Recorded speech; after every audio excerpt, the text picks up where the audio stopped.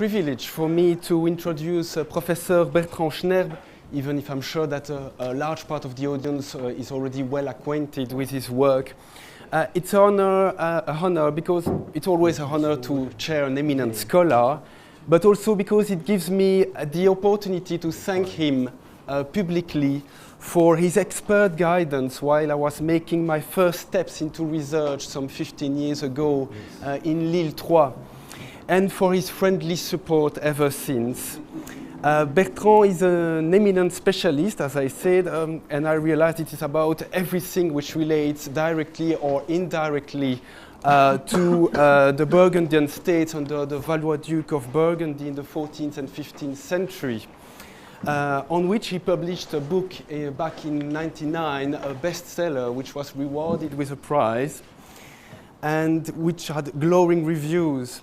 So more particularly, if I can speak for him, Bertrand has three particular research interests: war, the nobility, and John the Fearless. Maybe I should add the horses as well. And yes, which gave rise, among many other publications, to four important books.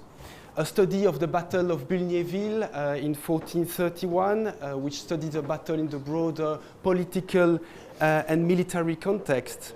In 1993, the in-depth scrutiny of a lineage, the Bournonville, in the 14th and 15th century in 1997, a revealing study of the office of Maréchal in the Burgundian army going back to its origins in 2001, and more recently of an extensive biography of John the Fearless in 2007, which reappraised the principate of a duke that has often been too readily dismissed by the French historiography as a murderer and a troublemaker. So the reader of Bertrand's work is always rewarded not just by the depth and reflection, but also by the formidable array of original documents, often generously edited in extensive appendices on which his research is based. So today, Bertrand will be speaking about the political situation in France on the eve of Agincourt, shedding light on the absenteeism of the Duke on the crucial day of the 25th of October. Thank you, Rémi, for this impressive presentation of my own work.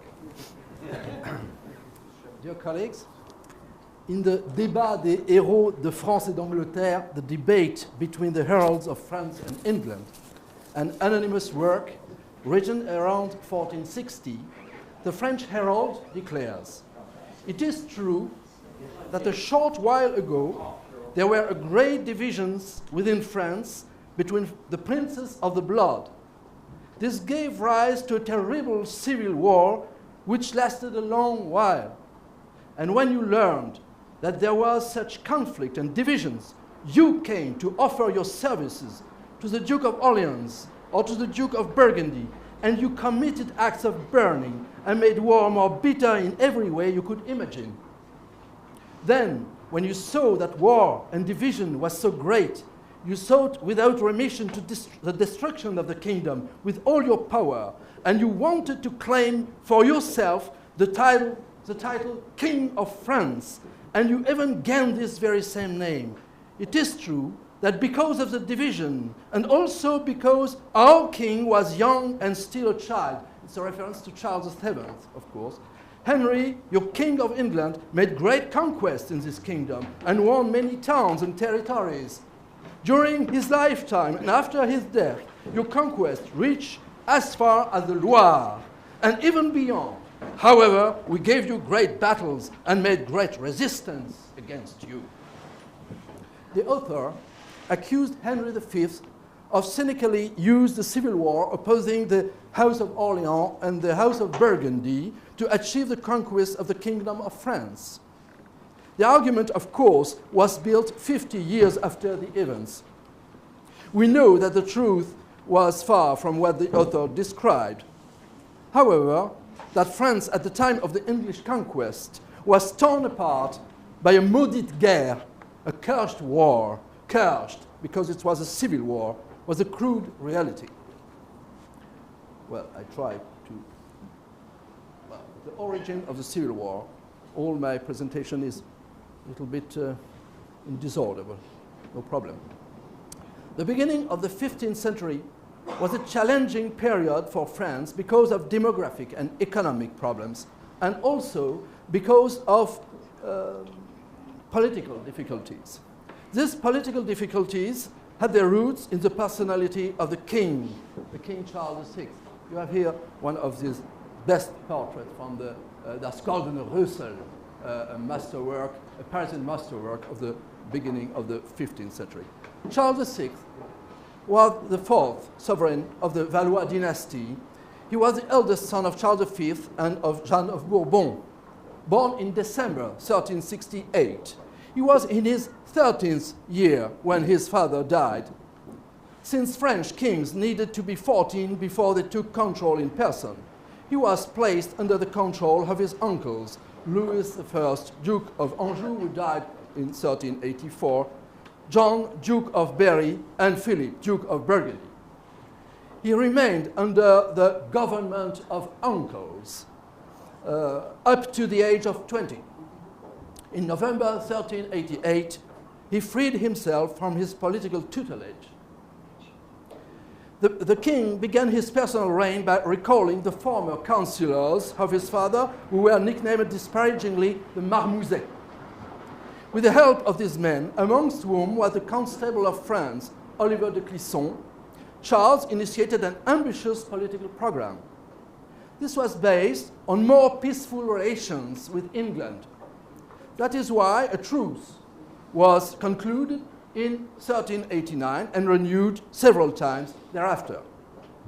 The king and his councillors carried out major reforms of the administration, finances, and the currency. As an active and enterprising monarch, Charles VI exuded the image of a young and lively prince, extremely agreeable and having poise, as Olivier de Clisson opined. If we can believe the description of the king by Michel Pintoin, who wrote the Chronique de Religieux de Saint-Denis, Charles was tall and broad-shouldered. He had fair skin, lively eyes, blonde hair, and was vigorous and accomplished in arms. He was passionate for jousts and tournaments. He had all the makings of a chivalrous king in the mold of his grandfather, John II, John the Good. Whilst he remained physically strong all his life, his mental health deteriorated from 1392. In August of that year, he led a military expedition against the Duke of Brittany, who was guilty of protecting those who had tried to assassinate the Constable of France, de Clisson. During the expedition, Charles suffered a mental breakdown in the forest near Le Mans, as you know. This was the first in a long series of crises. This event marked a turning point in the reign. Despite periods of remission, the mental state of the king deteriorated slowly but progressively.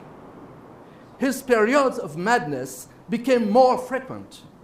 There were at least 43 between 1392 and 1422. Some lasted several weeks.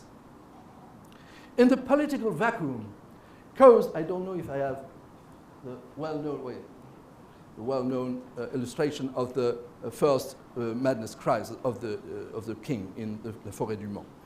In the political vacuum caused by the madness of Charles VI, the princes of the royal family fell into rivalry for the control of the government.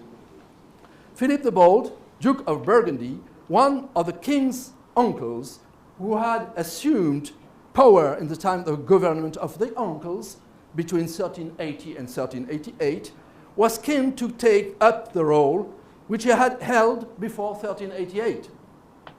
This soon brought him into conflict with the younger brother of the king, Louis of France, who became Duke of Orleans in 1392. This ambitious young man wanted to continue the reforms which his elder brother had begun. Conflict between these two princes, the Duke of Burgundy and the new Duke of Orleans, although bitter, did not degenerate into open war whilst Duke Philip was alive. His death in April 1404 changed the situation profoundly. The death of Duke Philip enabled the Duke of Orleans to take control of the government. His hegemonic style clashed, this time violently, with the ambitions of the new Duke of Burgundy, John the Fearless. Duke John sought to achieve a political position equivalent to that of his father had enjoyed. He did not hesitate to use force to achieve it. In the summer of 1405, the partisans of the Dukes of Orleans and Burgundy were on the point of fighting, but the two princes were reconciled before any action took place. In order to seal peace in the next year, the two decided to conduct joint military actions against the English, with whom war had reopened. The Duke of Orleans attacked the area around Bordeaux, whilst the Duke of Burgundy threatened Calais. Their demonstration of force was a failure, but the reasons for conflict between them persisted. Here you are, I don't know if you guess. On the left, Louis, Duke of Orleans. On the right, the Duke of Burgundy, John the Fearless. Their reconciliation of 1405 had been no more than formal. Tensions grew to such a pitch that the Duke of Burgundy decided to eliminate his rival.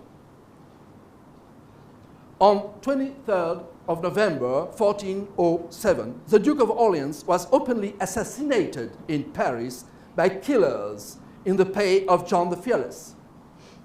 The latter confessed his crime to the Duke of Berry before leaving Paris quickly and taking refuge in his county of Flanders.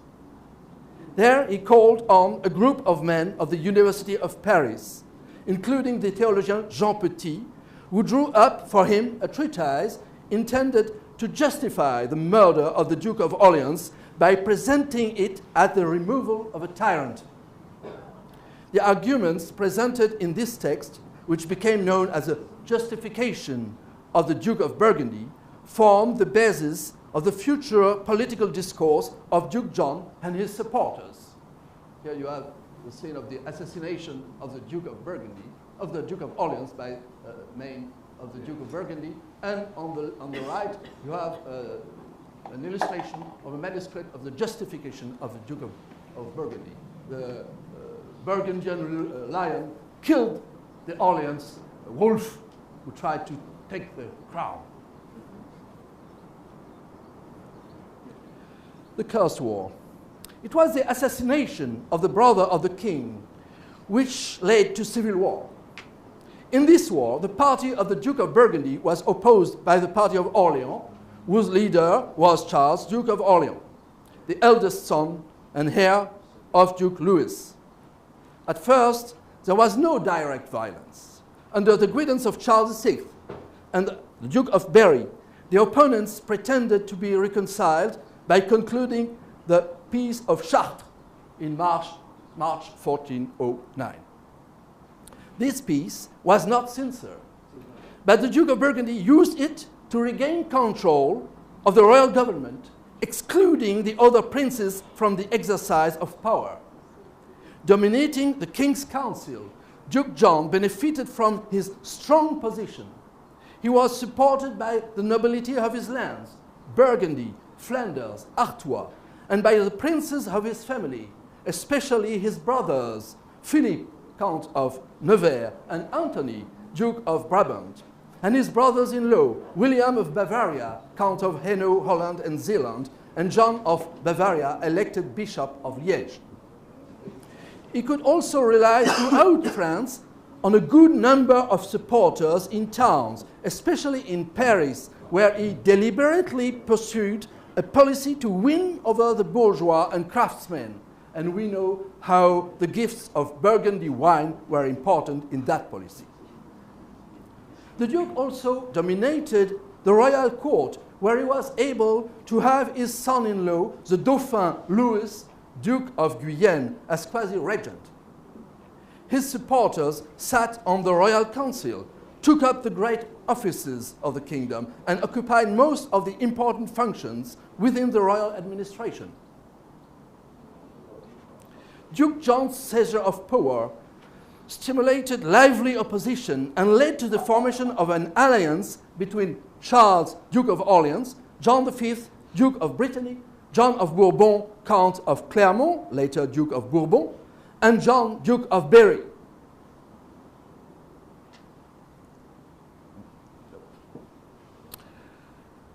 Up to this point, the Duke of Berry, the last surviving brother of Charles V, had played the role of peacemaker in the conflict between Burgundy and Orleans. But he now decided to oppose John the Fearless, whom he felt had excluded him from government.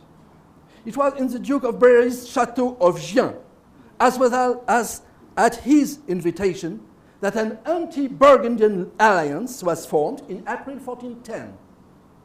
In order to strengthen what became known as the League of Gien, a marriage was arranged between Charles of Orleans and the granddaughter of the Duke of Berry, Bonne d'Armagnac.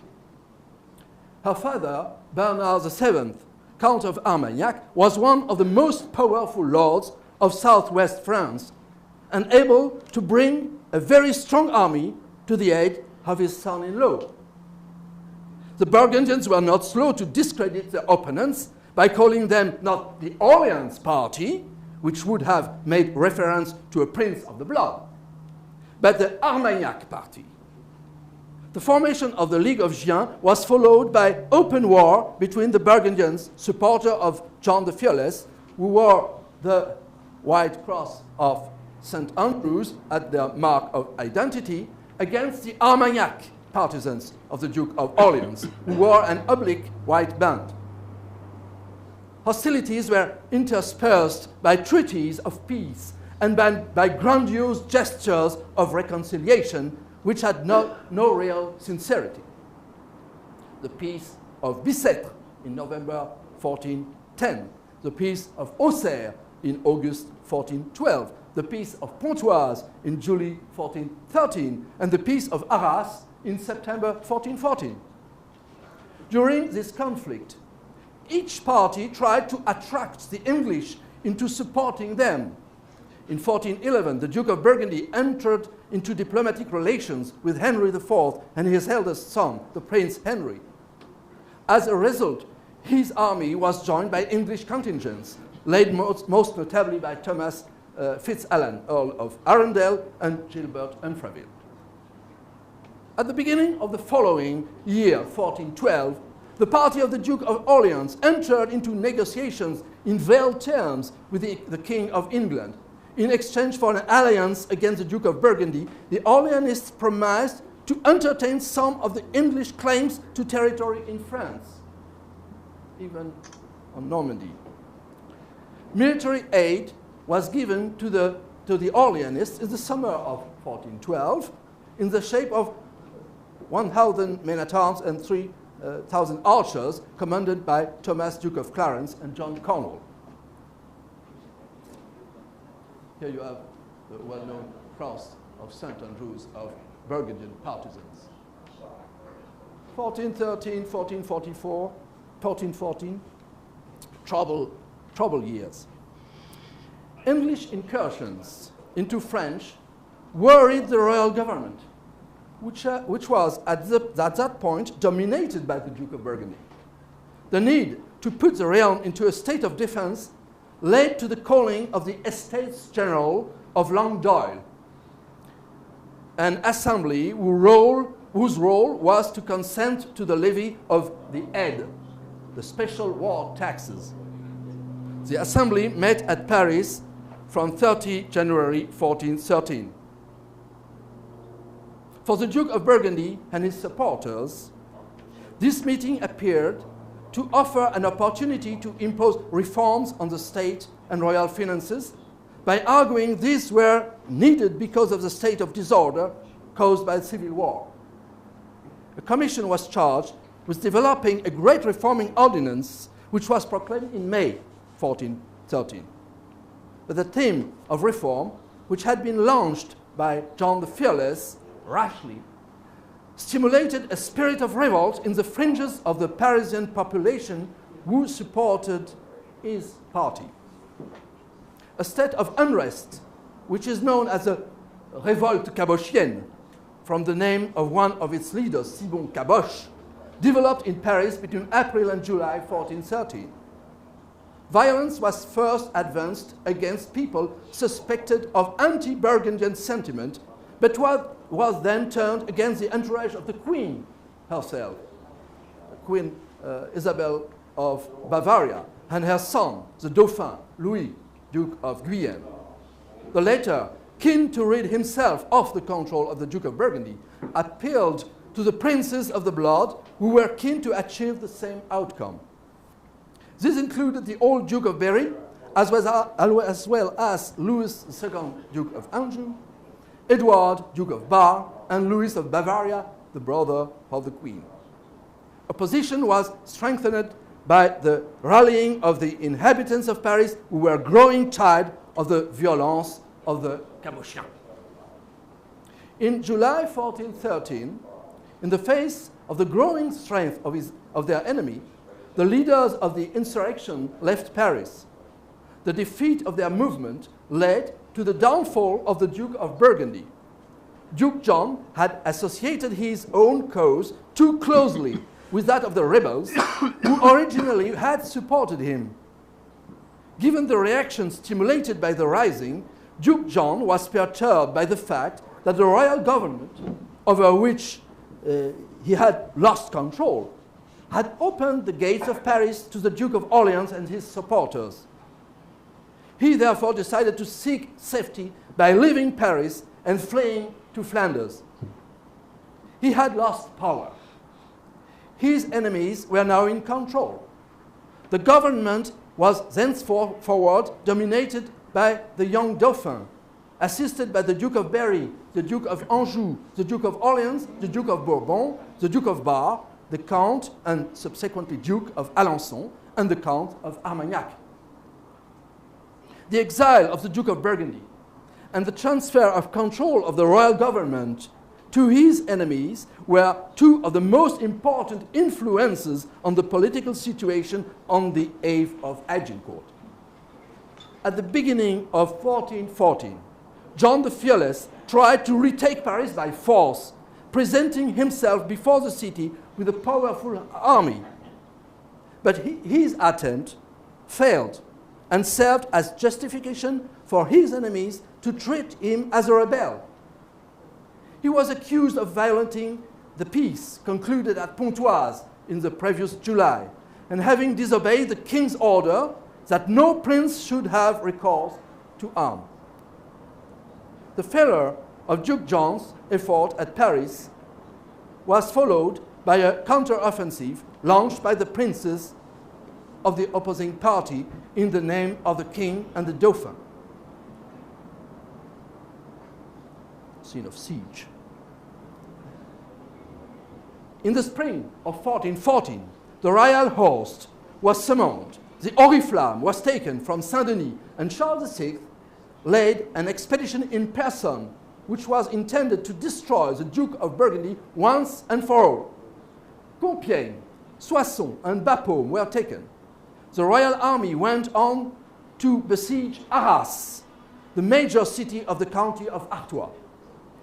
The siege, which lasted from the end of July to the end of August, was a failure. The king, the Dauphin, and the princes of the Orleanist party were forced to negotiate a new treaty of peace with John the Fearless. This peace, the fifth in the Civil War, was solemnly proclaimed beneath the walls of Arras on 4 of September 1414. The treaty provided only a very general context for the settlement of the conflict. Many subsequent negotiations were needed to arrive at a definitive treaty, to which the princes of the Orleanist party gave their oath to in February 1415. John the Fearless was at this point resident in his duchy of Burgundy. He did not agree to swear an oath to this treaty until 30th of July, scarcely 3 months before the Battle of Agincourt.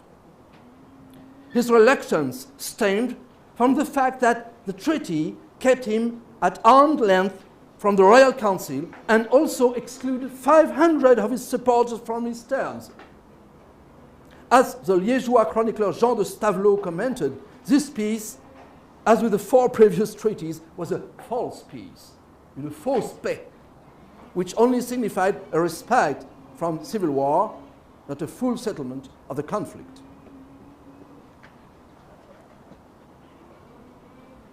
And now peace of the Church, the Council of Constance. The conclusion of peace between the royal government and the Duke of Burgundy was not the only question which occupied men's minds. The affairs of the Church also preoccupied them. At the invitation of Pope John the 23rd and the King of the Romans, Sigismund of Luxembourg, a general council opened at Constance in November 1414. It had a threefold purpose. The first was to settle the great schism which had divided Western Christendom since 1378. There were 3 popes at that time. The second was to condemn heresy, especially the teachings of the Englishman John Wycliffe and the Czech Jan Hus. The third was to reform the Church. Hundreds of participants flocked to Constance from Italy, France, England, Germany, and Central Europe. The French envoys and delegates sent by the kings, the princes, and the University of Paris arrived at the council in dribs and drabs from January 1415 onwards. Reflecting the political situation of their kingdom, they manifested their divisions and replayed their quarrels at the council. One of the main questions which some of the French participants, especially the famous theologian Jean Gerson, Chancellor of Notre-Dame de Paris, wanted discussed was a condemnation for heresy of the arguments put forward in the Burgundian justification for the murder of the Duke of Orléans. These arguments had been composed by the theologian Jean Petit at the order of the Duke of Burgundy and were presented to the princes of France in March 1408. John the Fearless had disseminated this text widely. It argued that the murder of Louis of Orléans had been justified, as it was the removal of a tyrant. The justification had been judged heretical by a tribunal of the Inquisition sitting in Paris in February 1414. Several of the manuscripts had been publicly burned after the judgments of condemnation in Paris. The enemies of the Duke of Burgundy had seized on this decision. Duke John feared there might be a wider and more significant condemnation within the aegis of a general church council. That is why the Burgundian ambassadors at Constance, amongst whom was Martin Poré, Bishop of Arras, and the theologian Pierre Cochon, the future judge of Joan of Arc, distributed much largesse in order to avoid Jean Petit's justification being declared heretical by the council. The gifts of Burgundy wine were again very important. The matter was debated long and hard, but finally worked to the satisfaction of the Duke of Burgundy. In January 1416, the Duke's ambassadors acquired a decision from a commission of the council which removed the sentence of condemnation of February 1414. Alongside this issue, the French clergy played an important role in the work of the council, despite their divisions. This helped to lead to the end of the schism. During this same period, however, the Kingdom of France had suffered a very significant military defeat at Agincourt. Peace and war. Here you have the equestrian seal of John the Fearless. And here, an illustration of the proclamation of the Peace of Arras in Paris in 1415. At the beginning of 1415, the Kingdom of France was in a difficult situation. The princes and the political elites were deeply and permanently divided. It is against this backdrop that from 1414 onwards, Henry V began to announce to the French government his territorial and dynastic claims. Henry negotiated simultaneously with the Duke of Burgundy, at that point excluded from power, and the royal government. The English king was fully aware that once peace had been concluded after the siege of Arras, the princes ruling alongside the Dauphin could be confident that they would be in position to resist him in arms, since the civil war had been appeased. Therefore, they could afford to reject the proposals which Henry's ambassadors were putting forward towards a diplomatic settlement. Therefore, if Henry wanted to impose his will, he would only be able to do so by force of arms. This threat to France was apparent from 23rd of February 1415. On that day, the ambassadors of the English king were present at a ceremony in Saint-Denis. At this, the French princes swore to uphold the peace, a peace which had been arrived at through complex and time-consuming negotiation, peace between Orléans and the Duke of Burgundy. An eyewitness, Thierry Gerbaud, councillor of the Duke of Burgundy, wrote to his colleagues in Lille. He summed up the situation very clearly. And since peace had been proclaimed, bells in all the churches had rung right through to night time. I believe that no more than this would have been done for Philip the Fair, or even for the sainted King Louis IX, than was done for the Duke of Guyenne, who was accompanied by the Duke of Berry, the Duke of Orleans, and the other princes, prelates, and lords, as also the Duke of Brabant and the ambassadors, of which I am one. I tell you for certain that the English ambassadors who were present were not at all happy. I think that tomorrow, or very soon afterwards, they will be given a reply which they will not be pleased about. This does not cause me concern. But they have made their intentions clear that in France this summer they will blossom. This blossoming promised by the English envoys came to full fruition at Harfleur and Agincourt. In the face of English invasion, the French were incapable of mobilizing their full forces. The Duke of Burgundy in 1415. At the time of the English invasion, John the Fearless had been in Burgundy for several months. He had found himself to be the focus of several diplomatic approaches. In April 1415, he received English ambassadors led by Henry Fitzhugh, Henry V's Chamberlain. At the same time, he received ambassadors of Pope John XXIII, of Sigismund of Luxembourg, King of the Romans, and of the Council of Constance. In May, he received French ambassadors coming from Paris.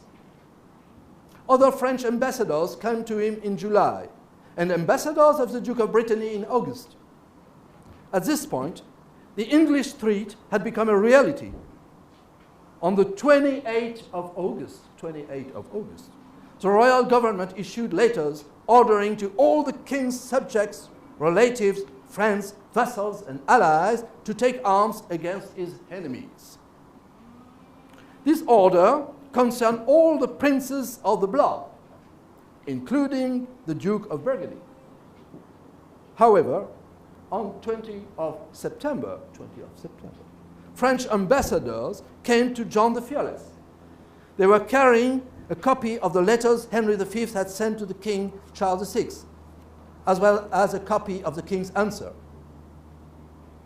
They had also been charged to inform Duke John of the military situation and to give him an order to stay in Burgundy and to send only 500 men-at-arms and 300 archers and crossbowmen to resist the English.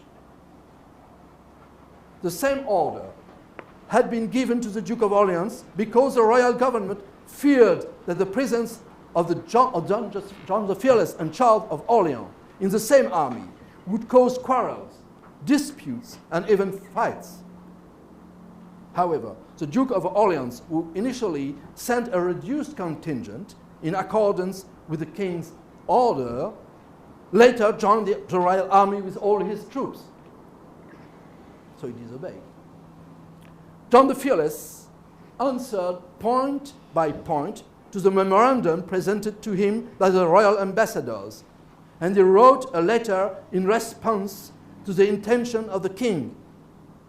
In that letter, dated 24 of September 1415, he protested against the order given to him not to join the royal army, giving examples taken from Roman history and from the Old Testament, proving that in case of danger, it was necessary to disobey to a king for the salvation of the common good.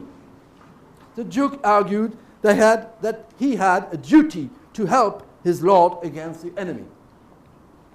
And it is so, my most adopted king, my most adopted lord, that I am your most humble and most close relative, vassal, subject, knight, baron, count, duke, and peer twice over.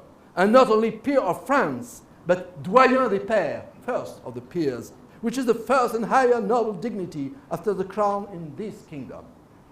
And moreover, you honored me so highly that I am the father-in-law of my most adopted lord and son, my lord the Duke of Guyenne, your eldest son and universal heir, since he married my elder daughter. And I am the father-in-law of Madame Michel de France, your daughter, because she married my only son and universal heir. And because of all these things, I have more obligation to you and to your kingdom than any other of your subjects.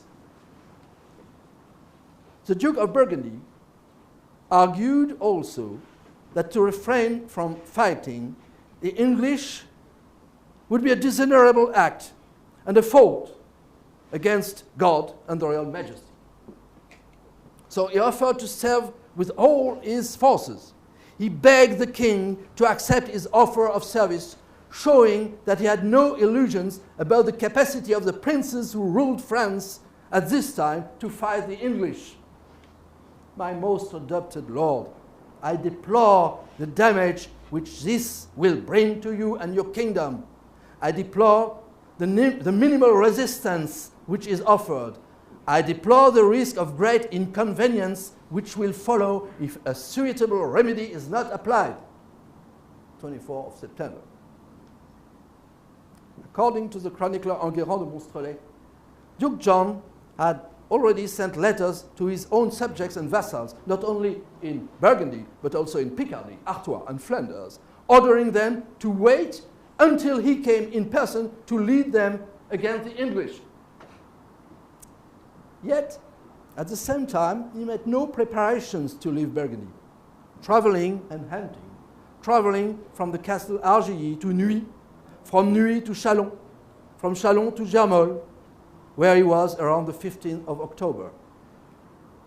Then he went to the county of Nevers for the baptism, arriving in Clamcy on 21st of October. Clamcy in the county of Nevers. There, in Clamcy, he attended the feast organized for the baptism of his nephew and godson, John, son of his brother Philippe, Count of Nevers. Philippe, of course, was absent from this baptism because he had joined the royal army in Picardy and was going to be killed 4 days later on the battlefield of Agincourt. Immediately after this family celebration, John the Fearless went back to Dijon, where he was on 25 of October. 2 days later, Charles II, Duke of Lorraine, one of his major allies, joined him. It was at that moment that the Duke of Burgundy mobilized his troops. So he took this decision before receiving news of the defeat. We know that a Flemish esquire, Baudouin Olivier, captain of Audenarde Castle, who was at Aire-sur-la-Lys on 25 of October, left immediately for Burgundy in order to bring news of the Battle of Agincourt, apporter la nouvelle de la bataille d'Agincourt to the Duke. There are more than 500 kilometers between Aire-sur-la-Lys and Dijon, So John received probably the news about a week after the event, so probably in the first days of November. The Burgundian army, reinforced by contingents from Savoy and Lorraine, gathered around Châtillon-sur-Seine. The ducal letters concerning the payment of soldiers sent on 10 of November 1415 to the Receveur Général des Finances mentioned that the Duke summoned men-at-arms, knights, esquires, gens de trait in great numbers, coming from Burgundian lands as well as Savoy and other surrounding countries, to serve my lord the king with all power against his enemy and adversary, the king of England. You are here, you cannot see, but it's there. You can trust me. It's a roll of payment of men of war, of captains, of Burgundian captains of December 1415. However, the intentions of Duke John were not entirely clear. When Henry V was campaigning in Picardy, John the Fearless knew that the French princes did not want him to join the royal army. So he chose to abstain from fighting and forbade to his son Philippe Count of Charolais, who was in Artois at the time of the battle, to join the royal army. As a result, French captains were deprived of the help of the only prince who had experience of pitched battles. Duke John had fought the Turks at Nicopolis in September 1396 and defeated the Liégeois at Auteuil in September 1408. It has often been said that one of the major problems encountered by the French during the 1415 campaign was a lack of a unified command. However, the political situation would have made it difficult for the Duke of Burgundy to impose his authority over the other princes. The Duke of Orléans, of course, the Duke of Alençon, the Duke of Bourbon, the Count of Vendôme, the Lord of Albret, Constable of France, were all his enemies. In such conditions, the cooperation in war would have been almost impossible, and the cohesion of the army would probably not have been very strong. After the battle, the defeat of Agincourt was a severe blow for the Duke of Burgundy. His two brothers, the Duke of Brabant and the Count of Nevers, were killed, as well as 22 of his chamberlains and closer councillors, among them Jean, Lord of Croy, his favorite. According to the author of the chronic attributed to Jean Juvenal des Ursins, the first reaction of the Duke of Burgundy was to send chivalrously one of his heralds to Calais to defy Henry V because of the death of the Duke of Brabant. However, as we know, John the Fearless didn't march against the English.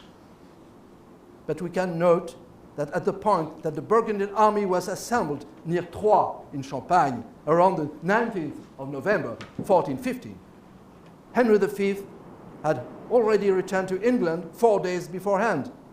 Military action against the King of England was no longer on the agenda. Nevertheless, the Burgundians remained under arms. The Duke received French ambassadors in Troyes on 23rd of November. They asked him to stay far away from Paris.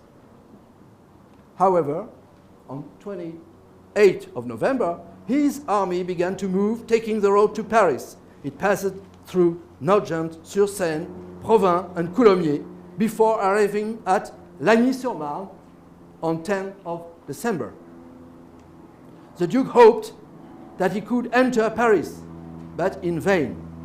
So he remained in Lagny, east of Paris, until the 28th of January, and then took the road to the north. In Paris, the Armagnac mocked him and called him Jean de Lagny.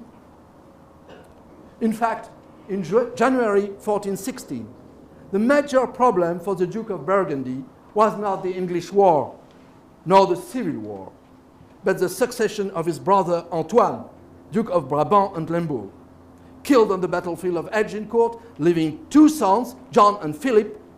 John the Fearless wanted the guardianship of the two boys who were minors. So he left France and went to Brussels, where he arrived on the 20th of February. The succession of Brabant was a complex question. To resolve the problem, the Duke of Burgundy had to negotiate with Sigismund of Luxembourg, King of the Romans. That was one of the points they had to discuss when they met in Calais in October 1416. John was not only a prince of the blood, he was also the ruler of the Burgundian state. In conclusion, the English conquest was made possible by the combination of many favorable conditions. Excuse me. The madness of King Charles VI had led to rivalry of princes. Rivalry of princes led to the Civil War. Civil War had so deeply divided French political society that even the English threat did not allow reunification. The Duke of Burgundy, who was the best and more experienced military commander in France, received a royal order not to fight. This last fact is unfortunate. If the Duke had been present at Agincourt, might we today be celebrating a French victory? Thank you.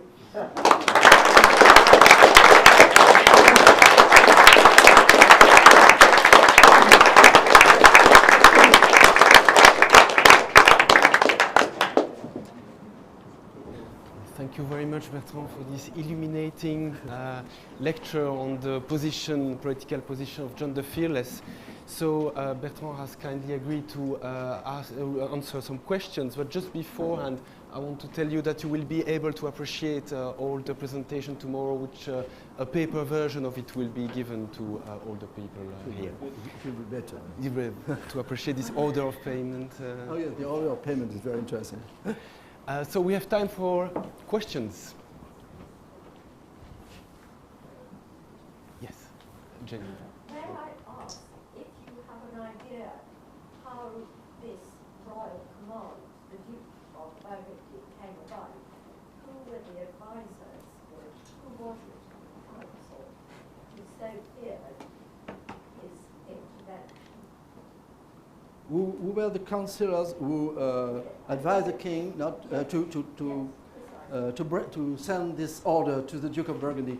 At this time, the council, the king himself was, I think, in Rouen, and at this time, the council at the council was where the Dauphin and the Duke of Berry, the Duke of Anjou. And I think that they feared that the presence of Orleans and Burgundy in the same army will cause very fights in the army and ruin the cohesion of the army. So I think that the princes considered that it was a wise advice to give to the king. Of course, there was hostility against the Duke of Burgundy at this time, so he was suspected also to prepare the seizure of power by force. So the Royal Council considered that it was dangerous for the royal government to ask the Duke of Burgundy to come with his whole force. You know? So only a little contingent was to be sent to join the army. It was a wise advice, politically, of course. Yes, Chris? So, Bertrand, on the basis of the reply you've just given, do you think that the French council did not understand the level of threat that the English invasion posed?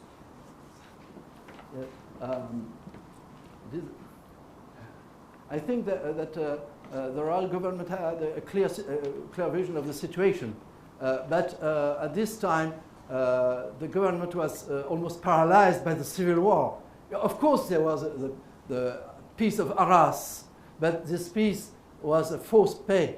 Everybody knows that at this time, and I think that they considered that the force of the princes would be sufficient to oppose the English, and it was not necessary to risk to lose the power with the Burgundian army on the field, in the field. I think so. So do you think that they did not intend to join in battle with England? Do you think that their policy, their strategy would have been to watch the movement of the English army and watch it disappear back to Calais and wave it goodbye? I didn't tell, I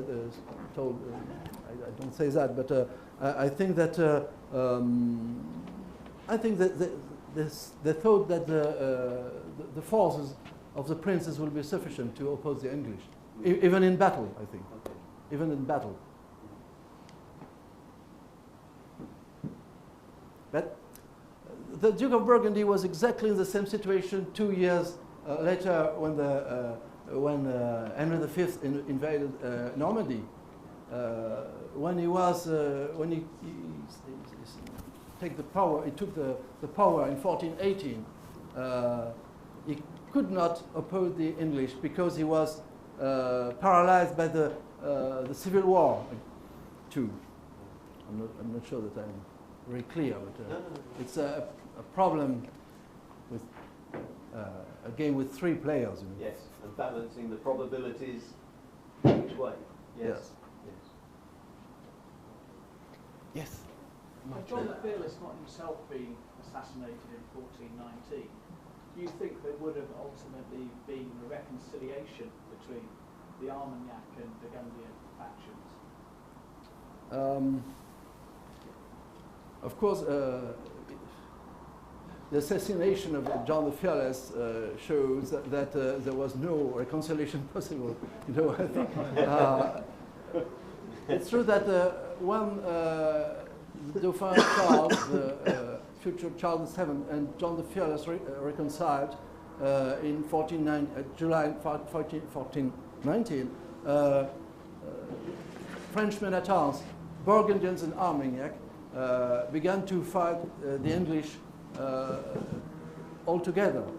So at the basis it was possible, but around the Dauphin, the councillors were really hostile to John the Fearless because there was the assassination of Louis of Orleans in 1407, but in 1418 the massacre in Paris, and the Count of Armagnac was killed by the Burgundians, by the Parisians of the Burgundian party, and the hate was too great, too strong between the councillors of Charles, the Dauphin Charles, and John the Fearless, I think.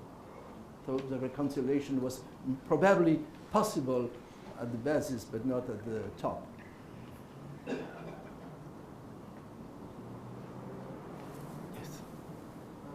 question is in spirit of John the Fearless protestation based on political responsibility and kind of chivalric manner. Do you think that he really had interest in sending his armies at the Battle of Agincourt, considering that he was in a civil war with the Duke of Orleans, and if he sent his armies, he was taking the risk that his forces will be highly awakened and then treated by the Duke? Well, of course, I'm a Burgundian partisan, so to me, John the Fearless was sincere in 1415. It was a strange situation, you know, but he was a prudent prince. His name is called John the Fearless, but he was always feared, you know, feared to be killed by his enemies.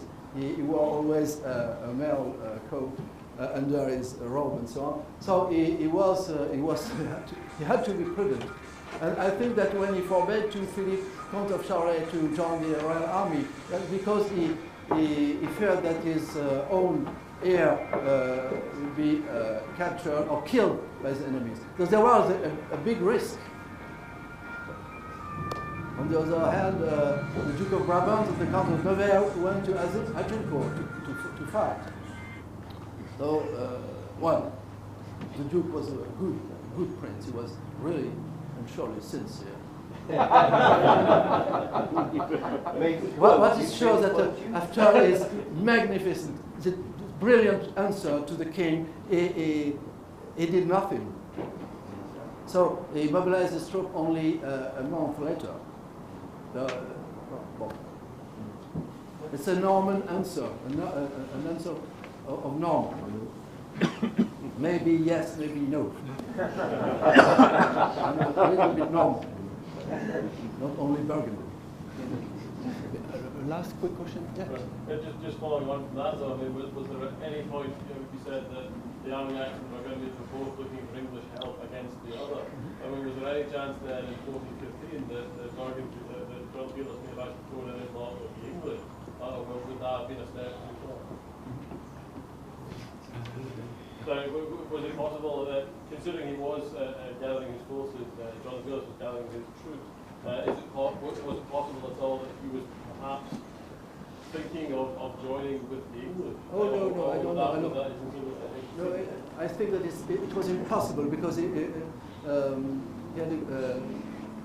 wanted to be the champion of the crown for the public opinion.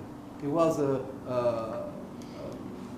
defender of the common good, and he could not openly be allied to the English. It's impossible. So, yes, in 1411, he came in Paris with English knights and squires and English lords and so on. But to save Paris of the Orleanists' threat. But John the English, no, it was not possible at this time. You have to remember that one of the Burgundian ideas is the defense of the Valois dynasty. They were Valois. John the Fearless was the son of Philip the Bold, who was the son of John II. Philip the Bold fought on the battlefield of Poitiers and so on. So they had to be the defender of the royal crown, of the Valois dynasty. That was why at the Treaty of Troyes, Philip the Good wanted to protect the interests of the king. Even the king was completely mad and so on. They had to protect the interest of the king and the dignity of the king, because they were princes of the blood. Right, thank you very much. I propose that we thank our speaker, and I think we go to the bus at a quarter to... As soon as possible. Thank you very much.